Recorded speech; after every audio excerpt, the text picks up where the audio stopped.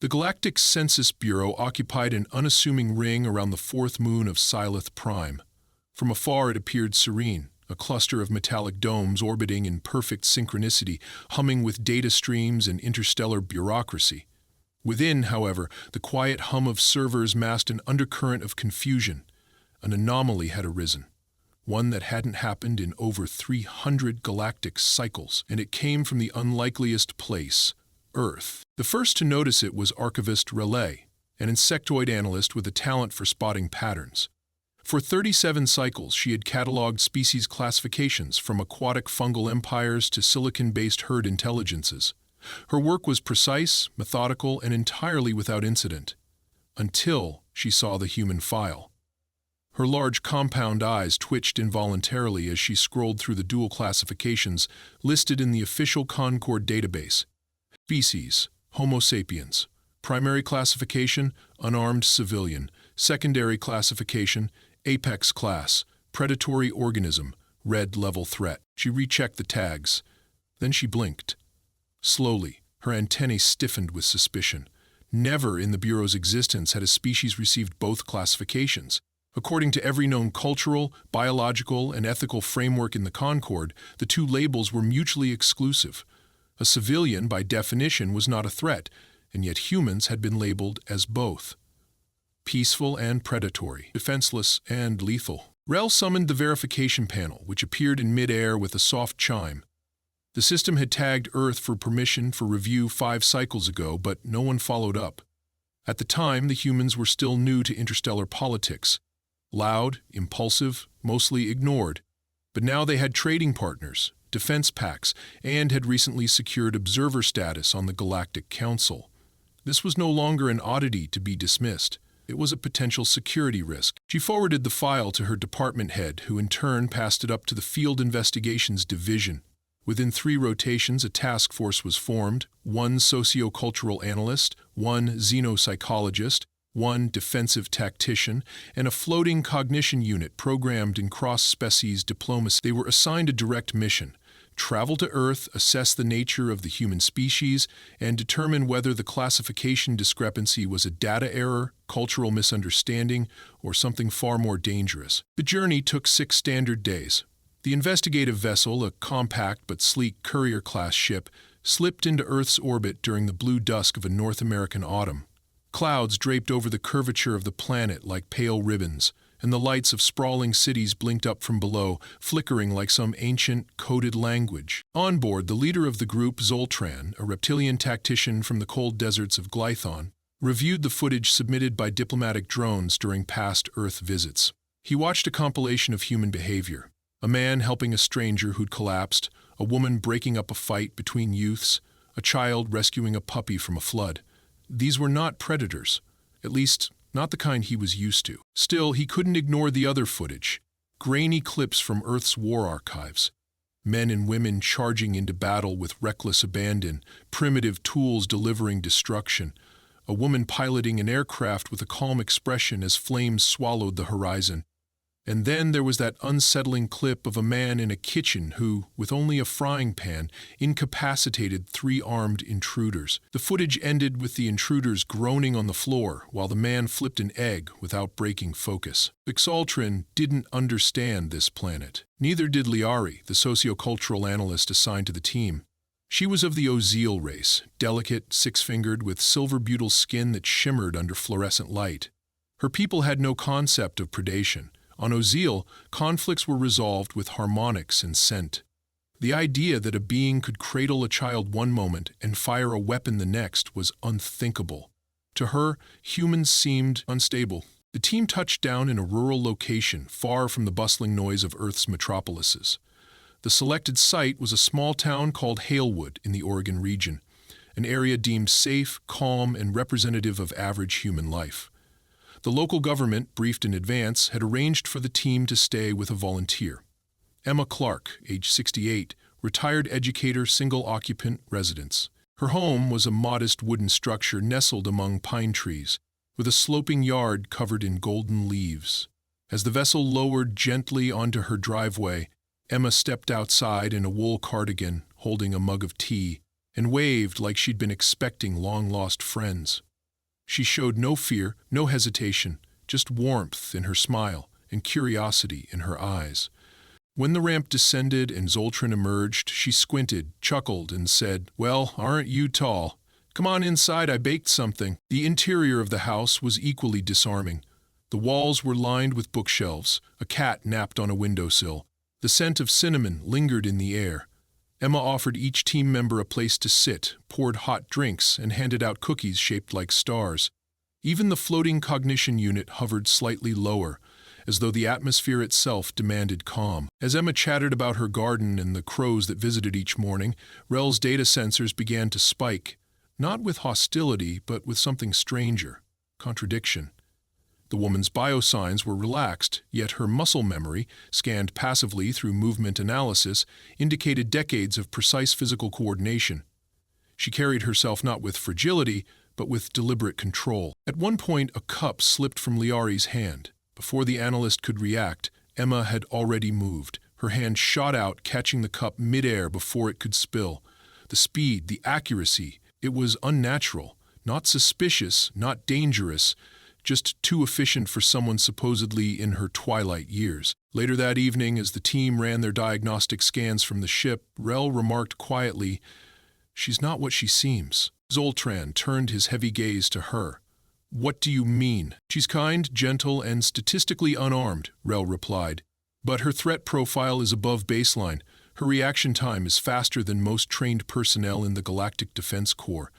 That's not normal." Liari frowned. "You think she's an exception?" Rel hesitated. "I think she's normal for a human." Silence settled over the crew. Outside, the wind stirred the trees. Inside, Emma hummed a lullaby as she washed dishes, completely unaware that the fate of her species classification now hung on her every gesture. The morning sun filtered through the tall evergreens as a thin mist curled above the damp earth. Birds chirped from the branches overhead, while the occasional rustle of a squirrel added life to the forested stillness surrounding Emma's house. Inside, Emma moved through her kitchen with graceful ease, as if orchestrating a familiar ballet. The team from the Galactic Census Bureau had spent the night aboard their vessel, parked discreetly behind the grove of pines, but she had already set the table for 4. A handwritten note in perfect cursive read, "Breakfast served hot. No need to knock." By the time ex-Trolltron entered the house, ducking slightly beneath the doorframe, the scent of pancakes and fried mushrooms had filled the air. Emma stood by the stove, flipping slices of bread on a griddle. She greeted him without turning around, her voice light, almost amused. "Hope you're hungry. I wasn't sure what your kind eats, so I made a bit of everything. Don't worry. I didn't poison anything." Zoltran blinked, unsure whether to interpret her words as humor or threat. She glanced over her shoulder and winked at him. "That was a joke. You can laugh, you know." He didn't. Instead, he lowered himself cautiously into the wooden chair that groaned under his weight. Rel entered next, scanning the room silently, her antennae twitching. She was followed by Liari, who looked slightly dazed by the sheer number of colors and textures inside the house. No 2 cushions matched. Books were stacked in uneven piles. Photographs, hundreds of them, decorated the mantel.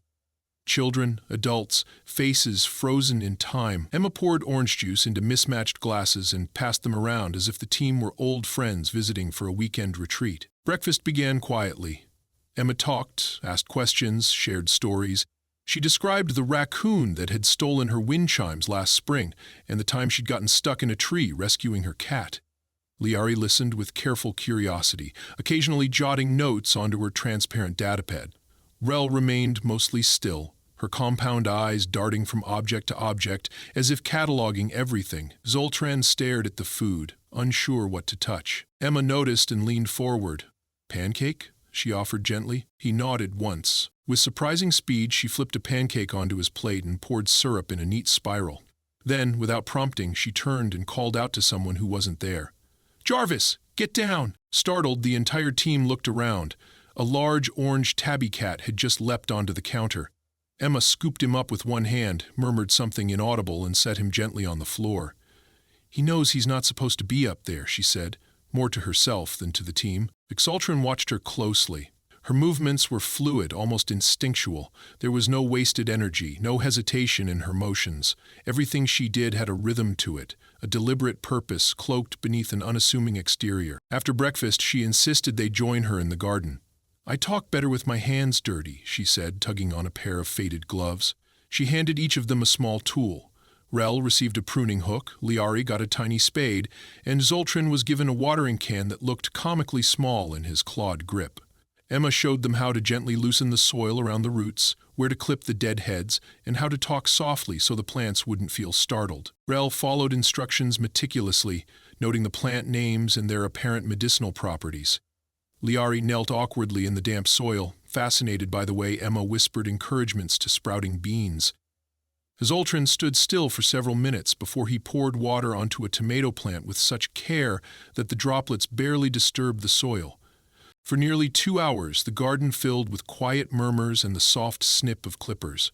A light breeze rustled through the trees, carrying the scent of rosemary and turned earth.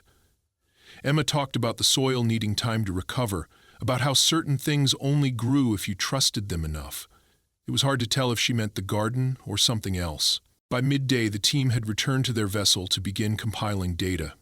Emma had offered to make sandwiches, but insisted they needed time with their gadgets. Her tone was playful but not mocking, just observant. Inside the ship, Rel reviewed the biosign scans again. "Her muscle control is extraordinary," she said, adjusting the filter. "She exhibits no tremors, no misfires in her motor functions. For someone her age, that's statistically improbable." Liari looked up from her cultural comparison charts. "She doesn't display traditional dominance cues either. No territorial posturing, no vocal escalation, no evident hierarchy assumptions. She's just warm." "She's not harmless," Axholtron said bluntly. "She knows how to read us. She watched each of us the moment we stepped off the ramp. She waited until we revealed our dominant hands before placing the drinks. She placed utensils aligned with our body orientation." Rel tilted her head. "It's learned behavior? It's training," he said. "Or worse, conditioning." Liari frowned.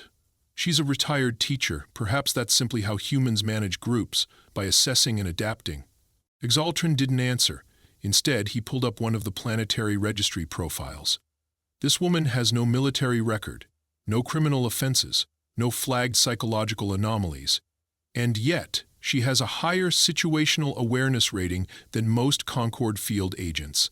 "Are you suggesting she's hiding something?" Rel asked. "I'm suggesting she is something." Liari turned her chair toward him. "If she's representative of the average human civilian, then what kind of species are we dealing with?" Silence hung in the air like frost. Outside, the forest rustled. Inside the house, Emma sat on the porch, humming quietly as she repaired an old wooden chair. Her movements were steady, her focus absolute. A hawk called from the distance. She didn't flinch. By late afternoon, she invited the team on a walk through the woods. She carried a basket and pointed out plants with casual expertise. "Yarrow, cedar bark, licorice fern. Good for inflammation," she said. "This one's used in tea. That one'll clear your sinuses so hard your ancestors sneeze." Liari trailed close behind, asking questions. Emma answered patiently. She seemed to know every bird call, every animal track. When a distant rustle spooked Rel, Emma placed a hand on her shoulder. "It's just a deer. See the hoof marks?" Rel stared at the ground. She hadn't noticed any marks. They returned at sunset, the sky streaked with gold and violet. Emma handed each of them a cup of something warm and herbal. "To calm the nervous system," she explained, sipping her own. Then she added with a wink, "unless your species doesn't have one, in which case you'll just feel happy." Later, as the crew reviewed their findings in the ship, a new realization emerged, not through charts or readings, but from quiet reflection. There was no hostility in Emma, no deception. She wasn't performing. She was simply being. And yet, every movement, every decision, every instinct told a different story. Of control, capability, and latent danger. The kind of danger that didn't need to be loud, the kind that smiled warmly as it disarmed you with pancakes and garden soil. Zoltran stared at the holographic model of Earth's classification file. He didn't change anything yet, but for the first time he began to understand why the file had marked humans with two conflicting tags. Perhaps, he thought, the conflict wasn't in the file. It was in the species itself. And Emma Clark, retired schoolteacher and gardener, was the first proof of it. The air was thick with the earthy scent of rain-soaked pine needles, a crispness lingering from a passing shower earlier that morning. Patches of sun broke through the low-hanging clouds, casting golden spears of light across the forest floor. Emma stood at the edge of her backyard, a pair of pruning shears in one hand, her boots half buried in damp soil as she assessed a patch of stubborn blackberry vines. She hummed softly under her breath, a tune without lyrics as her gloved fingers traced the thorny stem. Lieri emerged from the ship first, blinking against the glare. Her datapad rested at her side, for once untouched. She had stopped cataloging and instead found herself simply watching how Emma moved, how she smiled, how her presence seemed to soften the edges of everything. Moments later, Exultrin and Rel joined her. The team had agreed to remain close today, not because of protocol, but because unease had crept into their observations like a cold draft through a sealed door. They could no longer dismiss the patterns they had begun to see. Emma turned and waved. "You three planning to help or just observe like nervous raccoons?" Her smile was genuine, but there was a flicker in her eyes. A flicker Zoltran didn't miss. Something sharp and aware, as if she already knew what the group had been discussing inside the vessel just minutes earlier. Rel tilted her head. "What is a raccoon?" "A genius," Emma replied cheerfully. "A sneaky, fuzzy genius that lives to make your life slightly worse." Zoltran remained silent, his arms folded across his chest, claws resting against the thick fabric of his utility vest. He scanned the forest's perimeter as if expecting something, though he couldn't say what. The quiet felt fragile. Then the drone appeared. It came not from the galactic vessel, but from the far side of the tree line, rising with a mechanical buzz that made Emma's cat bolt from the porch and vanish into the bushes. It was small, no larger than a hawk, but its edges were jagged, its flight path erratic. Its central eye pulsed red as it hovered over the yard, scanning. Emma's body tensed, not dramatically, not with fear, but with subtle recalibration. She didn't drop the shears, she didn't scream, her eyes narrowed just slightly, her weight shifting onto the balls of her feet. Exultrin took one step forward, hand moving to the blade clipped to his belt. "Remain still," he said. "It might be scanning." Emma didn't look at him. She watched the drone. Rel activated her translator. "It's not Concord technology. That signal is unregistered, possibly terrestrial. Maybe black market AI." Liari took a cautious step back. "Its targeting lens is focusing. It's locking on something." Emma still hadn't moved. The drone emitted a shrill beep, then another. Its central rotor spun faster.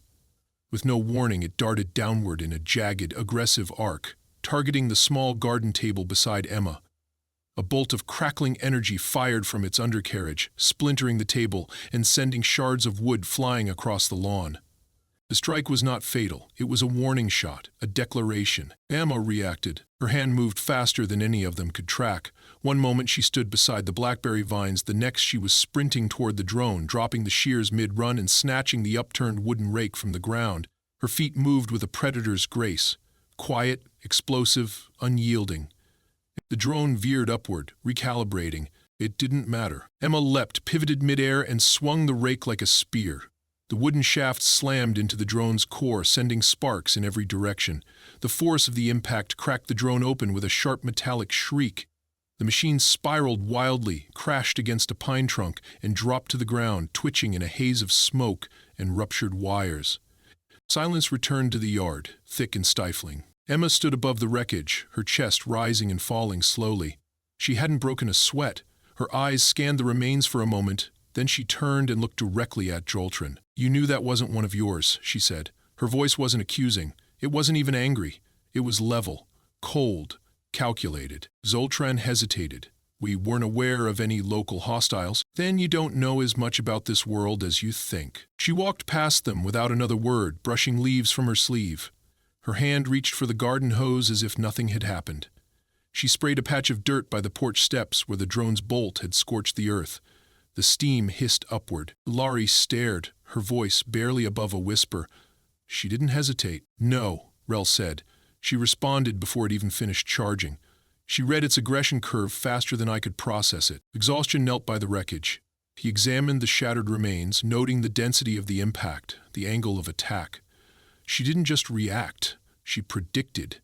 She's trained. Possibly military. Rel shook her head. Her file said otherwise. Then her file is missing something, he growled. Inside the house, Emma poured herself a glass of water. The glass didn't tremble in her hand. She took a slow sip and looked out the window, as if expecting another drone to arrive. None did. When the team rejoined her inside, she didn't speak for several minutes. She placed the glass in the sink, dried her hands, and then turned to face them with a calm, unreadable expression. "You've been watching me," she said.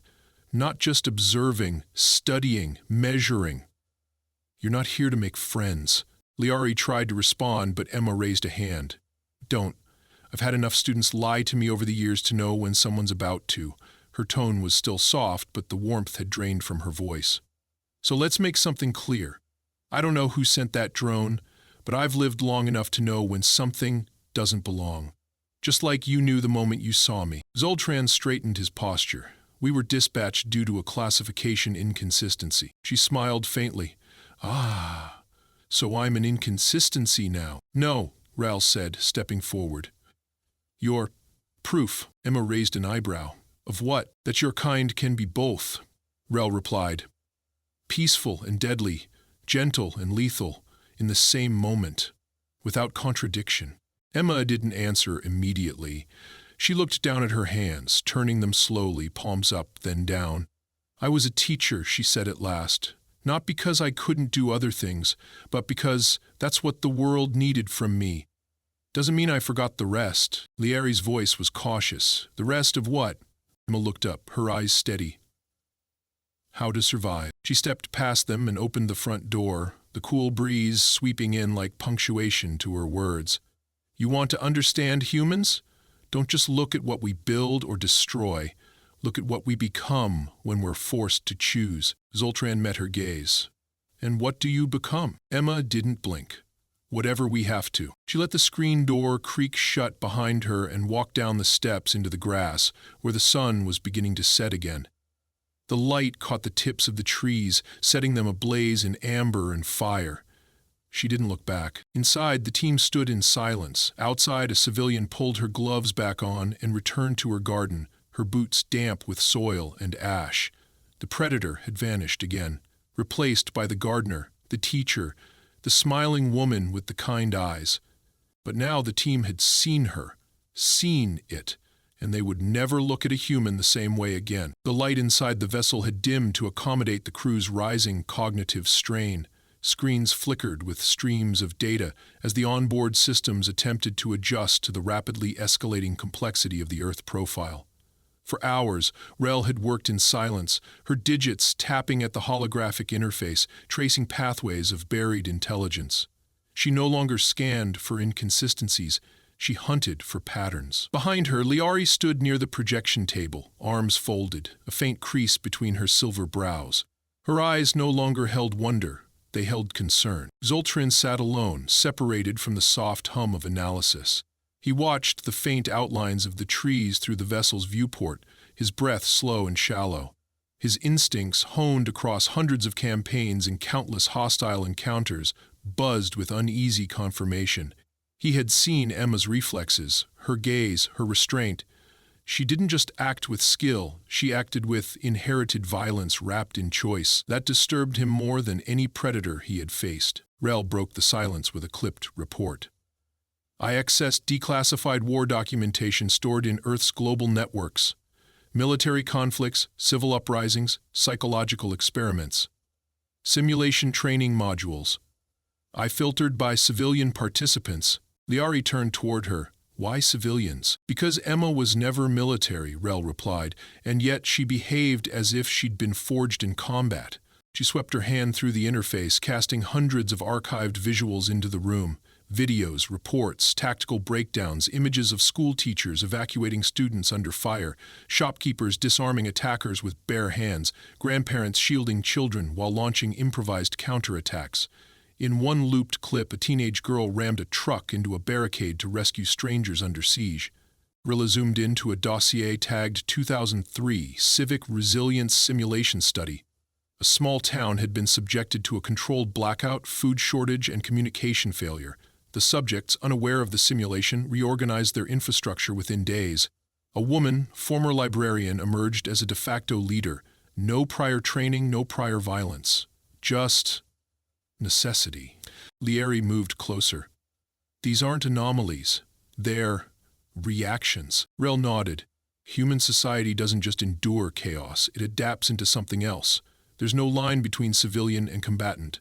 The classification collapses under pressure. Zoltran stood and crossed the room. What about Earth's predators? Fauna? Actual threats? Rel pulled up another thread. This is where it diverges. Every planet we've studied shows civilian avoidance behavior in proximity to predatory wildlife.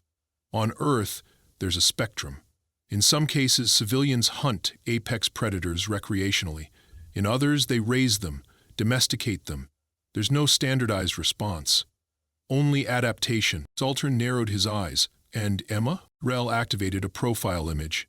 Emma Clark, born during a global recession, raised in a volatile district, lived through 3 localized collapses of infrastructure, trained in martial arts as a teenager, volunteer for community first response units during natural disasters, caregiver for war refugees, taught self-defense in underfunded schools, no weapons certification, no military record, but the same behavioral markers. Liari let out a slow breath. She was never trained to kill. She just prepared to survive. No, Zoltran said quietly. She prepared others to survive. He tapped a command into the interface and pulled up a different archive, an encrypted file deep within the diplomatic incident logs. 4 years ago, during initial contact negotiations, a human escort team was dispatched to protect a Concord envoy in South America. The official report claimed neutral oversight. No weapons, no incidents. Rel raised an antenna. I remember that mission. The Concord vessel experienced a power malfunction. Signal interference for 30 minutes. Zoltran nodded. Except there was a hostile insurgency in the area. A strike group tried to kidnap the envoy team. No Concord guard was injured. 3 attackers were disabled with extreme precision. No shots fired. Liari stared at the record. You're saying the humans neutralized the threat? More than that. They never mentioned it. Concord logs omit the event. Humans classified it as routine civic containment. Rel opened her mouth, then closed it. Her wings buzzed in disbelief. Liari looked back toward the house, barely visible beyond the trees. Emma had returned to her porch and was gently brushing the cat with a metal comb. The animal purred, completely at peace in her lap. She shouldn't frighten me, Liari murmured. But I feel like she sees everything. Like she already calculated what we'd find. She didn't just survive a dangerous world, Zoltran said. She grew comfortable in it. That's the difference. Rel collapsed the data streams. We can't classify this with existing models. The system is too binary. Liari turned sharply. Then we update the system. Zoltran gave a low growl of agreement.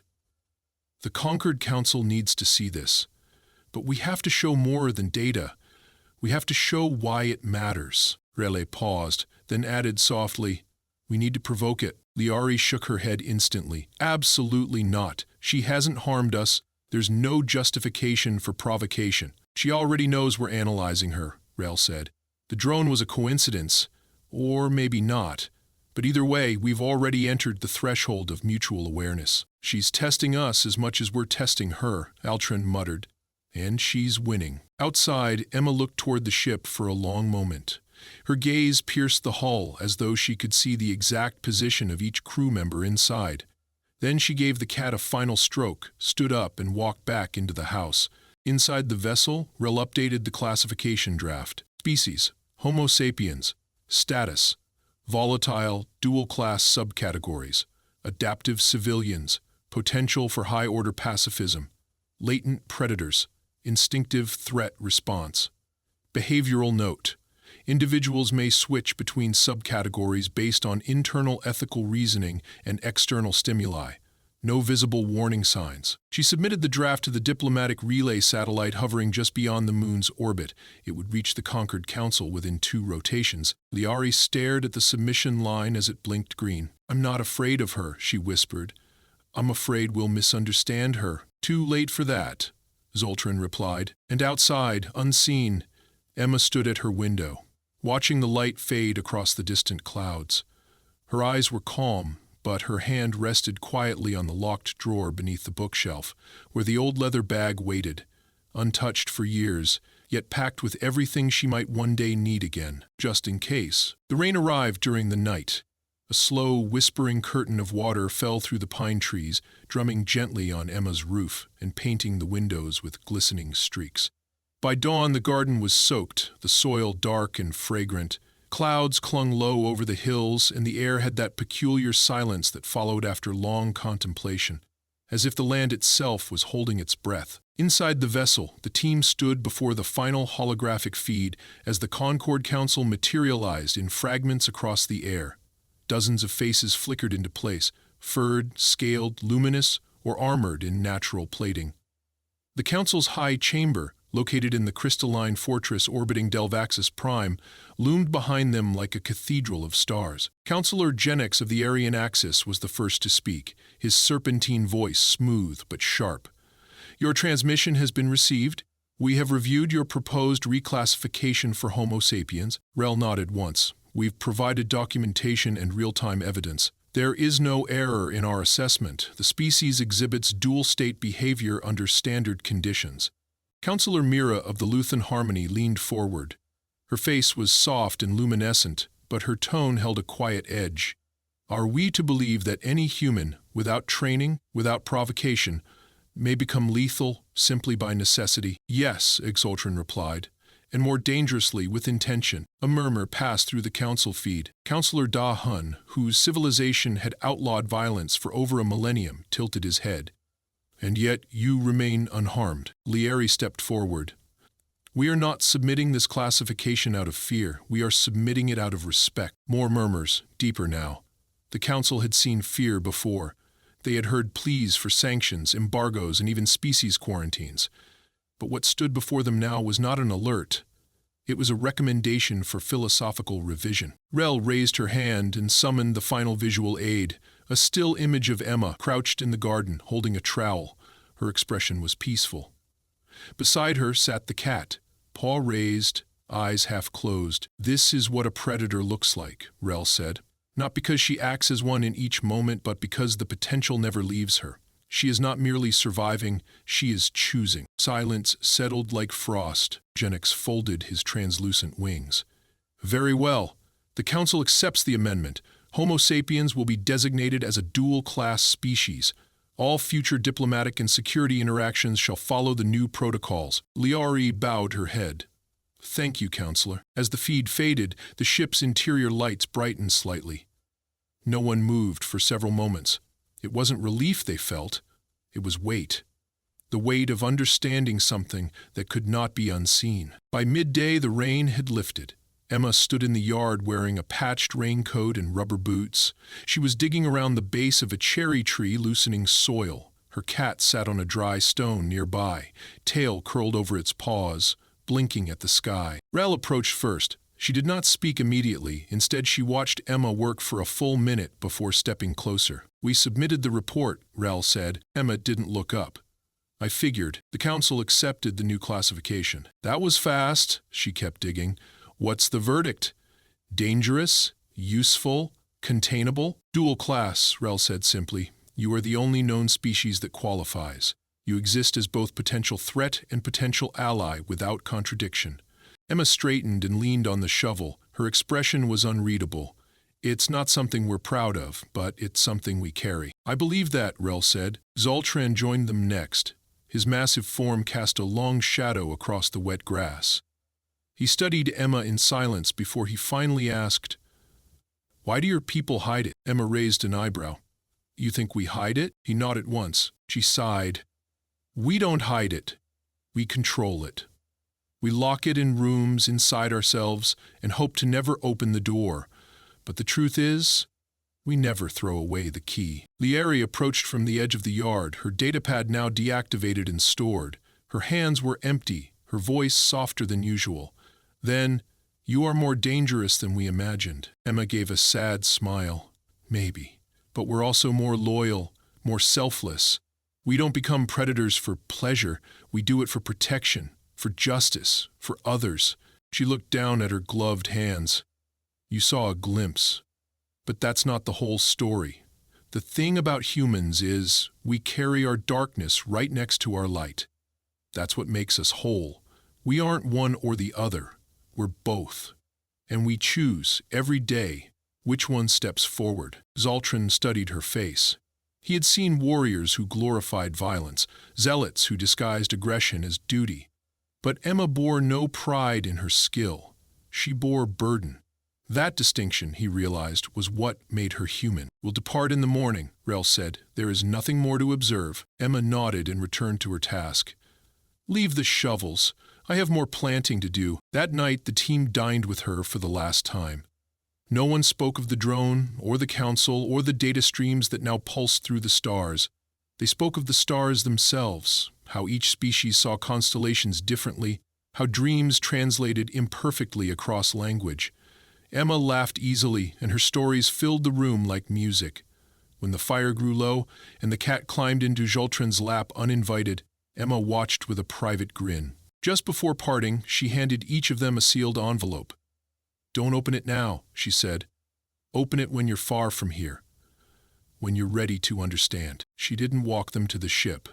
She stood on her porch, arms folded, watching the lights rise through the mist as the vessel lifted skyward, humming gently into the clouds. It was only once they broke the upper atmosphere that the envelopes were opened. Shackleton found a photograph inside his room. Emma, younger, in military fatigues beside a makeshift field clinic. Children huddled around her. Her hands were bandaged. Her face was smiling. Rel received a pressed flower. A tiny blue bloom, labeled in Emma's handwriting. "Forget-me-not. Native species. Grows after fires." Liari found a handwritten note. Only a few lines. "You don't have to understand all of us. Just understand that we're trying. That's what makes us human." Weeks later, the official report was archived. The reclassification passed into law. Conquered ambassadors were retrained. Protocols were rewritten. And Earth, blue, wild, and complicated, was marked not as a threat nor as a mystery, but as a revelation. For the first time in galactic history, a species had shattered the binary lens of classification, not because it refused to be understood, but because it contained too much. Some would call it contradiction, others would call it evolution. Emma simply called it survival. And on the edge of the galaxy, the Council inscribed a single line beneath Earth's revised entry: "Handle with respect. You're never just speaking to one.